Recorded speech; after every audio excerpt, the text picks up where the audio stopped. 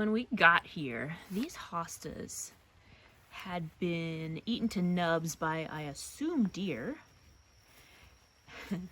And the onions had started sprouting in the fridge.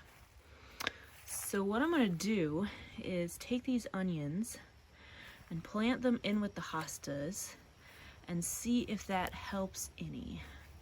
Of course, the dog sniffing around and is certainly helping keep the critters away too, but better than throwing the onions away. So here we go. All right, so when I started digging, I found something interesting. We've got the mulch and this layer of nice black stuff right here.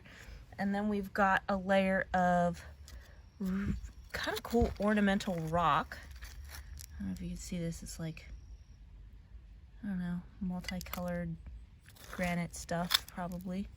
And then under that is this really dense clay, which might explain part of why the hostas aren't going crazy here. It might not be great. I'm actually not going to fortify this before I put the onions in, and I'm curious how they do in this soil. I expect they'll do like garbage, but we'll find out.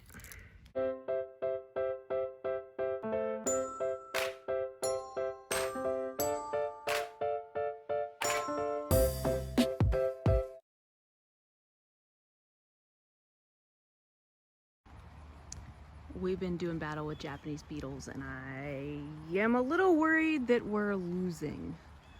I've been picking them off by hand, using 7. Of course, it rains so much here that I'm sure that washes off super fast. So I'll pick some off today and then spray 7 again when the rain stops. And man, I hope these grapes mature.